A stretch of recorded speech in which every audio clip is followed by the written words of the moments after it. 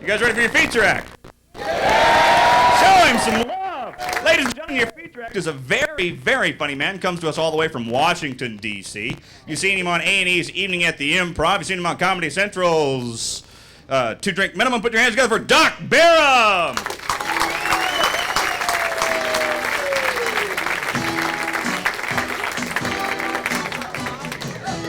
Cheers together for Doc Dom. Come on now, give him a round of applause. Working hard for you. Good evening. How you guys doing? Man, you guys would suck at a rock concert with an attitude like that, man. It's Friday night. You're like, you ready to rock and roll, Louisville? Yeah. Yeah, rock and roll me, buddy. Go. Saturday, you guys gonna move some comedy or what? Make some noise! Good. It's very nice to be here. I've had a lot of fun this week in town, driving around. I've noticed that you guys drive just a little bit differently here. Apparently in Louisville, right-of-way is determined by tonnage and velocity. Stoplights just seem to be rough guidelines. Green means go, yellow means go faster, red means go if there's nobody looking. Blinkers? Never touch the shit. Yeah, low beam, what is that? Oh, man. Watching a tube this afternoon, I have developed my own pet theory about television. I think it's very much like computers. Just garbage in, garbage out. There is so much stupid stuff on television these days. I think if you watch enough of it, it can't help but make you stupid. Like this commercial for Vaseline Intensive Care. This woman walks out, she has sort of a vacuous, self-lobotomized look on her face, right? She looks into that camera and she goes, "Sometimes my skin is so dry, I can actually write the word dry on the back of my hand." Yeah, well, if you need to do that to tell your skin is dry, maybe you ought to etch the word stupid on your forehead while you're at it. Okay. Probably wouldn't help much anyway. She'd just get to that bathroom mirror and be going, "Dip puts." Cool. Most of you guys got that one. Pretty much if you don't get that, you are. Well, God forbid some of you guys get trapped in traffic behind an ambulance, huh?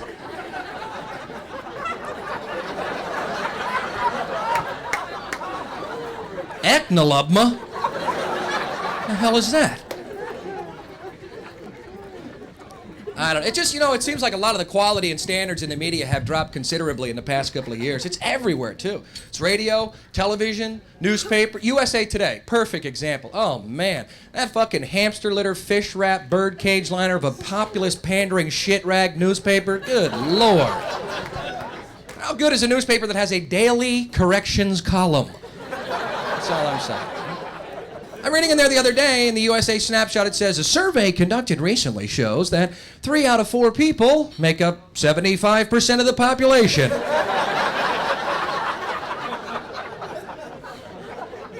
Some of you guys just looking at me like, 3 out of 4. Dude, we just came here to see comedy, man. We didn't want to have to do fractions. What a dick.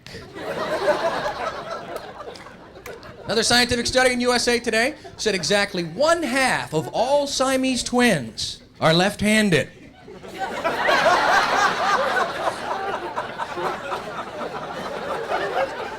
Okay, some of these jokes you will actually have to be thinking about tonight, guys.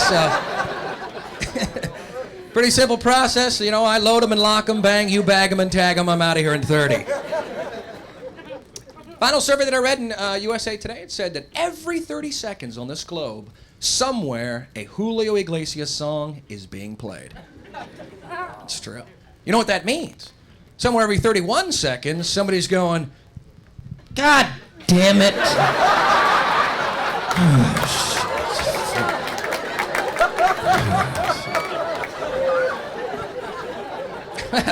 Doesn't look like old Julio will be rolling into Louisville anytime soon, huh? Ticket sales are down, baby.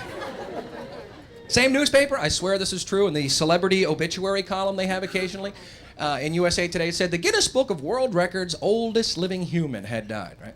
Carrie White died at the age of 118 years old.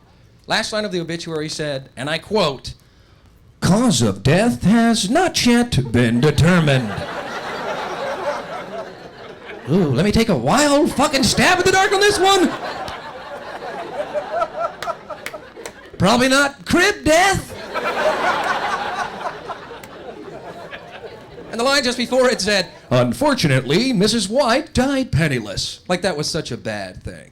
Man, sounds to me like she timed it just right.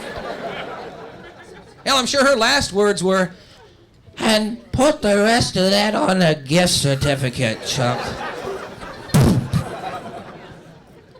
I love the Guinness Book of World Records. That is such a great book. Because the categories are so bizarre, you know. Actual category in the Guinness Book of World Records, camping out. World record for camping out? Anybody? 22 years. Buddy, at some point, you are no longer camping out. You're just fucking homeless, man. Yeah, apparently we don't have a homeless problem in this country. We have a camping competition. That's not a refrigerator box, that's a KOA campsite, huh? No, don't go look for a job. We're still camping. We're going for the record. See, I'm from Washington, D.C. We got, tons of homeless people there, and I used to give them a lot of my money. That was until I got mugged 2 times. First time was my fault, though, because I figured I'd tell the guy I didn't have any change without actually saying that. So I walked by, and the guy goes, "Yo, man, you got some change?" I was like, "No, man, I only got big bills."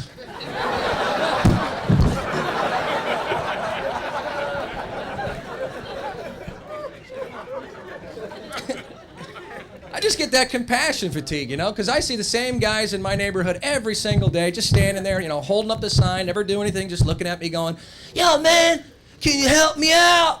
It's like, yeah, there's 2 S's in homeless. Fuck you guys, that's funny. Apparently 2 is the limit for spelling jokes here in Louisville, and I have crossed that line. Isn't it? He's up there ciphering and spelling and fractions. And how'd you just go on home there, Mr. Bookworm? I bet you that goddamn ponytail's a clip-on.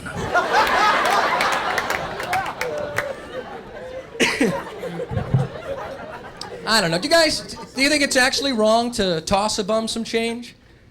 Say like, I don't know, a fistful of pennies overhand? Really hard, right at his head? Wrapped in a roll? While he's sleeping? From the window of a moving vehicle? While you're hollering, "Oh no! God bless you, you fuck!" Sorry, a couple of muggings just makes you a little bit bitter sometimes. Oh, man. Everything in the media is really driving me crazy, though, with the low quality and standards. It's not just the papers. Television is definitely that way. They say Americans spend over 1/4 of their waking lives watching TV. That's incredible. Think about the stuff we have to end up watching, too, that's offered us. America's funniest home videos? I don't know about you guys. I just can't take 30 minutes a week of watching Junior hit Pop in the nuts with a croquet mallet. Next week, fat chick slips on ice. You think about the stuff we have to see all the time. Show like Cops, man, that show's unbelievable to me. They shouldn't call that show Cops. They should call that Arresting the Lower Class. It's incredible, man. And that's what's scary. They say the median IQ in America is dropping at a rate of 3 points every 5 years, based on the Stanford-Binet IQ test averages. So 5 years ago, it was 100. Apparently this year, it's what? Apparently it's dropping a little bit more quickly here in Louisville, huh? It's 97. So what that means is that the world is not going to go out with a bang or a whimper, but just sort of a...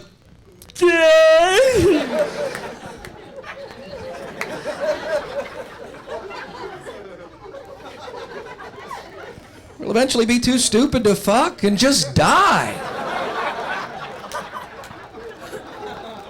I said that last night, and this lady goes, I'd never be too stupid to fuck. Well, for me, ma'am, you already are.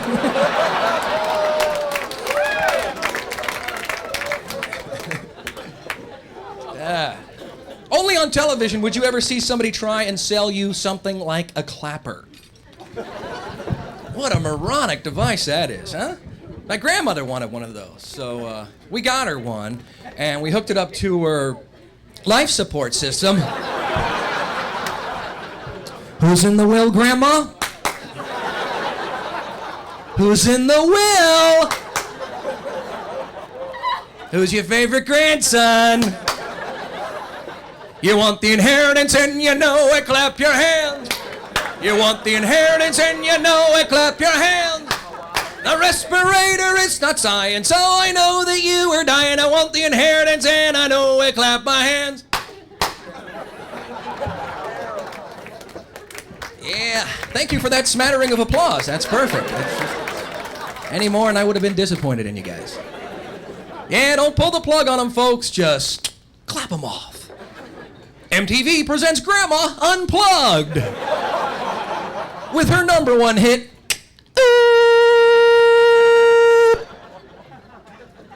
Lighten up, folks. It's only the first dead grandma joke in the evening. There's plenty more where that came from.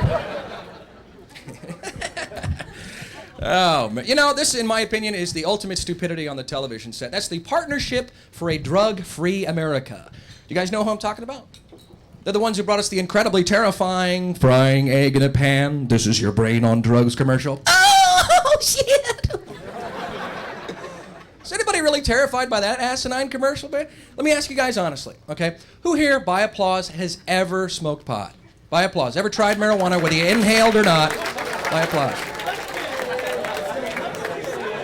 Oh, great. Everybody's like, oh, you get high? I didn't know you get high. Cool. Well, excellent. You got any blood with you, dude? Okay. That's good. That's the vast majority of the people in the room. You know, I hope that they actually do learn to keep off the grass. I hope they legalize marijuana in my lifetime. Because, you know, that way, you know, I'll be able to use it as a tax deduction. File that under source for comedy materials, you know, because I've written a lot of material when I was stoned. I never used any because it really didn't make any sense the next fucking day. Boy, was it funny for the night, huh?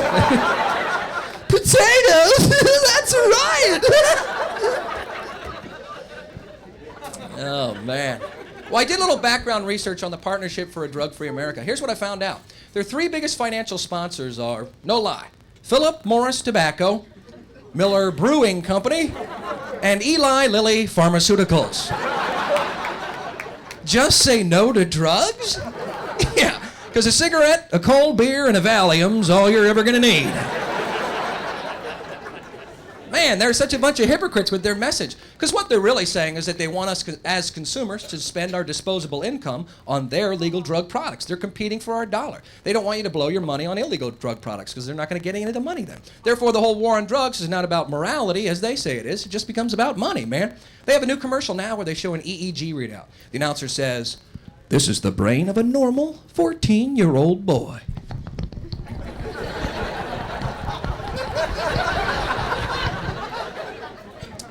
This is the brain of a 14-year-old boy after smoking a marijuana cigarette.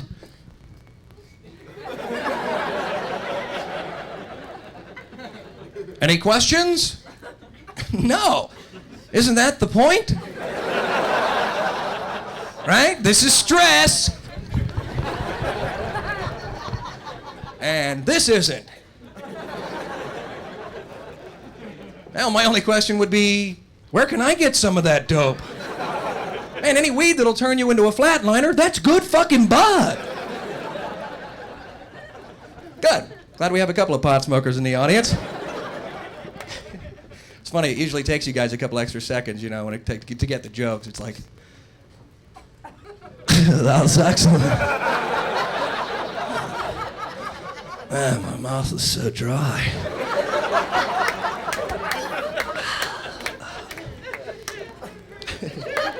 Some of you guys, I could just feel some of you guys looking at me like, Oh, well, apparently he smokes the evil weed, does he?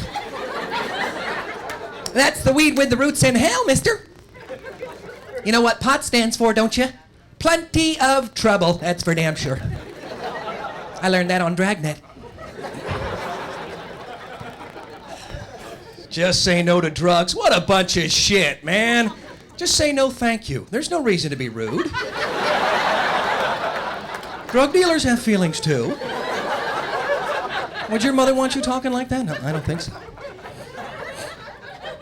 Have you ever seen anybody ever seen someone commit a serious felony when they were just stoned? I mean, anybody? I've never seen a single okay, maybe like the worst was shoplifting snack food. Yeah. Oh, your pants are full of Twinkies. You're a menace to society. Who here's ever heard that marijuana kills brain cells? By applause. You guys are going, marijuana kills brain cells when you applaud? I'm gonna be brain dead when I walk out of here. Actually, I'd heard that too, and that is a myth. Here's the information where that comes from. 1974, the Heath Tulane University study determined that marijuana kills brain cells. Here's the scientific research methodology. You decide. They took a rhesus monkey, they strapped him into a chair. They strapped a gas mask over his face, and they pumped the equivalent of 63 Colombian strength joints into the face of the monkey for 6 minutes straight, losing no smoke for 90 days in a row. So I signed up for this program, right? Man, the only thing that you can pump into the face of a monkey for 6 minutes without killing his brain cells is fucking oxygen. The poor chimp was suffocating. Yeah, don't bogart that gas mask there, Curious George. Come on. Done a lot of research and a lot of experimentation with marijuana, and I've come to one conclusion. Hey, it's a plant. It's natural. It's herbal. It's medicinal. It has a tremendous number of uses. It's been around since time immemorial. Even prehistoric man smoked pot. Yeah, think about it. If you look at all the cave drawings, they're always chasing food. And let me tell you something, you gotta be a high kind of hungry to hunt a mastodon with a stick and a rock.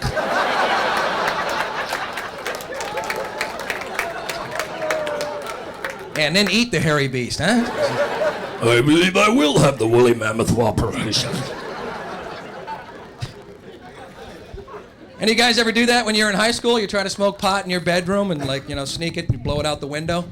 Remember that? Oh, man. I was always paranoid my mom would come up to the door and go, "What are you doing with the window open? Trying to get the whole outdoors high?" I was the only guy in my neighborhood who had squirrels and birds and chipmunks lined up on the windowsill going, "Dude, shotgun!"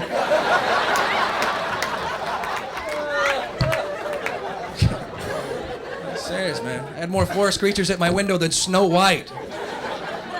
Man, I'll never forget that one night this monkey showed up outside my window going, "Dude, remember me? Tulane University! I brought my gas mask." See, that's what's really bothering me is that there's such right now in this country, there's such a drive. People are trying to get you to think what they want you to think without giving you all the facts, like the Partnership for a Drug-Free America. And I think that political correctness at its essence is all about that. I've been following politics pretty closely, I guess, since the last election, and I've become really jaded with the whole two-party system in general. Let me ask you guys, out of curiosity, let me hear the Democrats in the room by applause first. Democrats? All right. Now, Republicans, by applause.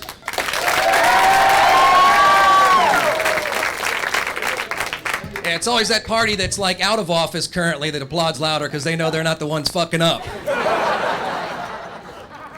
All right, now how about those folks, excuse me, who think that there's just really not a hell of a lot of difference between the two parties, Democrat and Republican, any longer? Yeah, see, so many people are so jaded towards the two-party system, and deservedly so. They both do the exact same things. They make the same promises, they get elected, they break the promises, then they raise spending and they increase taxes. There's only two things that are preventing us from getting anything done in this country. That's the Democratic and Republican parties, man. Seriously, if you think about it, there's not that many things that separate them anymore. Because on the one side, you got a party that wants to take away all my money, give it to a bunch of rich people who haven't earned it, don't deserve it, and have no legal claim to it. On the other side, you got a party that wants to take away all my money, Give it to a bunch of poor people who haven't earned it, don't deserve it, and have no legal claim to it. See, they both agree on the fundamentals, folks. Take all my fucking money. They only argue when it comes time to divvy up the loot, man. That's not political opposition. That's just a falling out amongst fucking thieves. Don't get me wrong, I'm not bad-mouthing our current political system, because actually I think that American democracy is the best that big money can buy. Oh, God. Every time I hear that phrase now, two-party system, I feel like the fresh little fish on the cell block trying to dance out of harm's way. It's like we've all become this political prisoner with Hobson's choice. Either one of these parties or nothing at all. It's like my cellmate's Uncle Sam comes up to me and says, "Now, Doc, the way this here prison runs is by what we like to call a two-party system. Now, you can either join the right party or you can join the left party. Now, what this means on the surface is that you can either take it right in your ass or have it left in your mouth.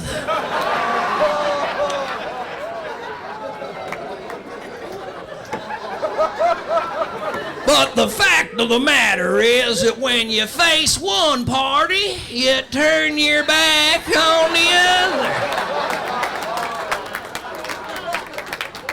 You see, that's the meaning of the two-party system, son. The party's on you. Heads I win, tails you lose, and either way, you're getting fucked.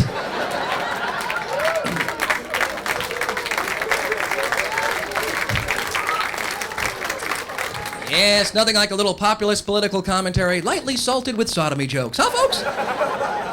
Some of you guys out there going, "Oh man, this political stuff is so boring, I just don't know how much more of this." Butt fucking, there we go.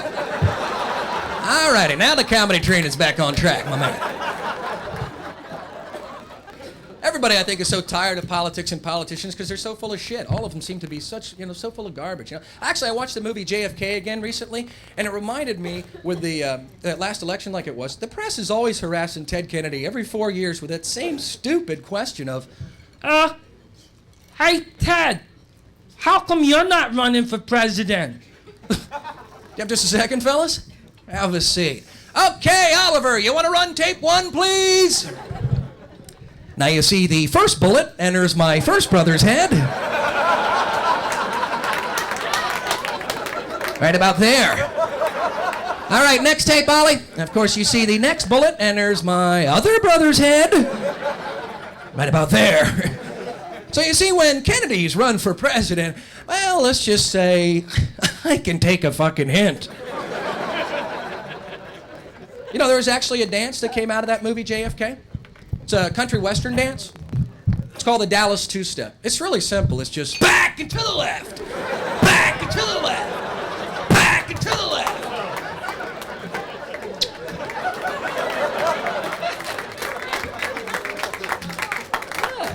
Well, I guess that means you guys don't want to see my Lee Harvey Oswald dance either, huh?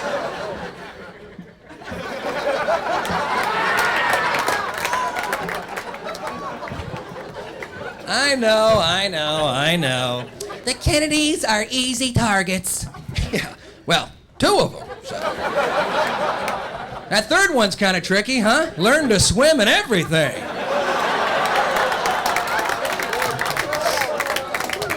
Yeah, but that's all just water under the bridge for him now, huh?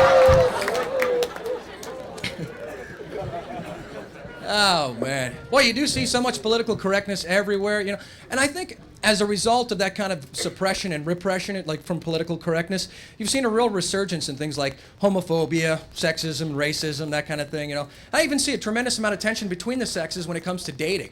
Because you have a whole minefield of terminology that you have to deal with, don't you? Terms like what? Date rape? Sexual harassment? Boy, there was a time not real long ago when the passionate pursuit of a beautiful young woman you were attracted to was considered romantic. Nowadays, Pepe Le Pew would be considered a stalker. I mean, if Romeo were alive today, he would be on Juliet's front porch going, "But soft, what light through yonder window breaks? It is the east, and Juliet is the sun." Freeze! This is the Louisville Police Department. Put your hands on your head and get on the ground now. Before Romeo could finish another fucking couplet, he would have 50 taser darts in his ass. They'd hog tie him, throw him in the cruiser, take him downtown, slap him with a restraining order on his dumb moonstruck lover boy ass. Oh, Romeo, Romeo, wherefore art thou, Romeo? I'm in the fucking city jail. Well, come down here and bail my ass out, would you? Date rape is another term I hear a lot thrown around these days, and a lot of ladies say that guys don't understand that's wrong. And ladies, I really don't think that's the case. I think most guys understand that it's wrong pretty simply. I mean, you're always going to have the occasional asshole who has the attitude like, well, just 'cause the date's passed out don't mean the date's over.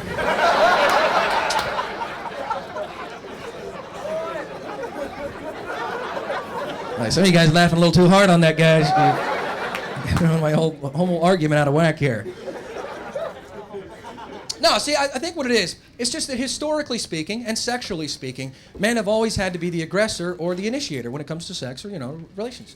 So for a woman, the idea of being date raped is really pretty frightening. But for a man, the idea of being date raped, it's kind of a fantasy. Now, let me get this straight. You're gonna take me out, buy me dinner, get me drunk, take me home, and forcibly fuck me all night long? Here's the car keys, Catwoman. You're the designated driver. We're just coming from different experiential viewpoints, I love women so much, I really do. And I met this woman last week. This is a good example of the kind of tension between the sexes. I was at this bar, we were talking, and I thought we were getting along great. So, finally I made the mistake of saying, well, hey, what do you say you and I get out of here and go back to my place? She just snaps, freaks out, and looks at me and goes, I wouldn't sleep with you if you were the last man on earth. And I was thinking, well, no kidding, babe. If I was the last man on earth, I could be a little bit pickier.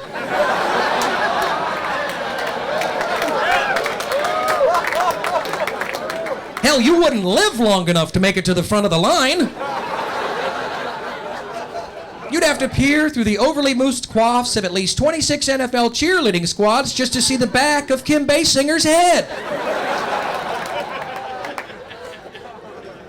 All the guys are going, that's a good damn line right there, mister. That's a keeper. That is never happening to me again, I'll tell you that right now. Hey, how do you spell Basinger? Is that one or two S's? Let's see. All right, that's one S in Basinger, two S's in homeless. Got it. Well, guys, I'm going to have to get out of here, but before I do, I want to go ahead and share this with you. I do a little poetry every now and then. Recently, I finished a poem that I submitted to Hallmark, and, they turned me down, and I was really bummed out by it, so I wanted to go ahead and share this with you if I could. When the road you chose gets rocky, and the way leads all uphill, and even good friends desert you, as they sometimes will, when the deck seems stacked against you, seems there's no way you can win, that's the time to buy a gun and put it to your chin. When problems loom too large and they're only getting bigger, sock the barrel, baby, and pull the fucking trigger.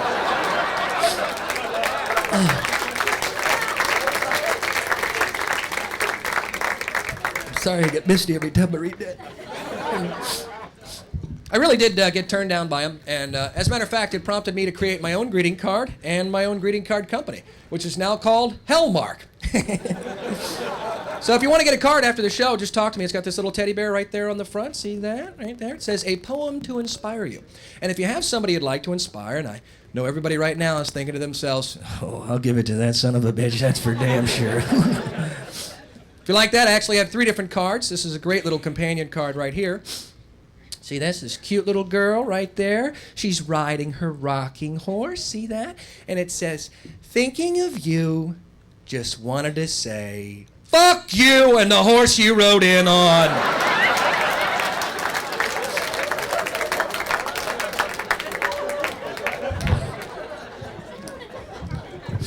Oh, man.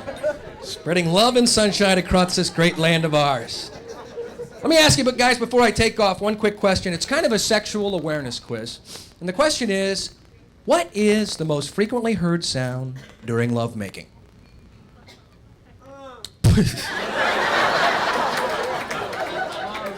Who was that? Was that a guy or a girl? I could... Huh? That was you? Oh, my... All that noise all by yourself, huh? Yeah. Ladies and gentlemen, it's Cool Hand Job Luke here this evening. Actually, it sounds more like One Shot Charlie over there. That's right. It's Captain Caveman. It's Captain Caveman!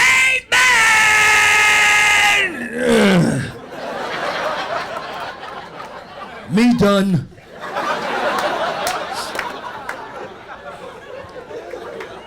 Actually, is the most frequently heard sound in lovemaking? Could it be A? Ah! Get off! You're in my hair!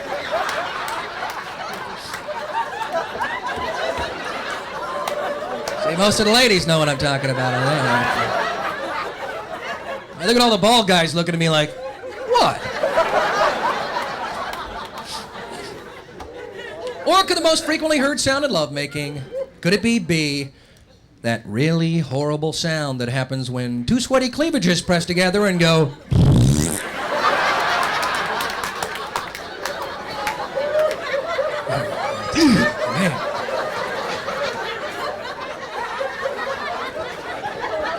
God, that's the most embarrassing thing, isn't it?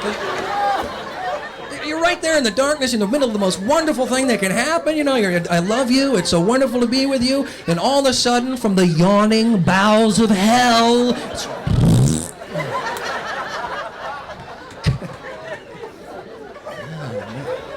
it's enough to make you lose your rhythm, man. Or could the most frequently heard sound in lovemaking, could it be C?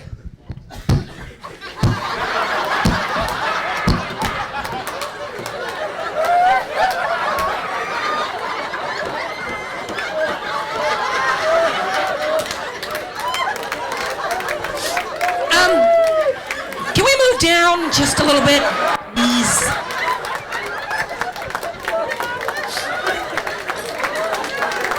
Yeah, we definitely have the headboard patrol here this evening. You guys have been great. I'm Doc Barham. Thanks a lot.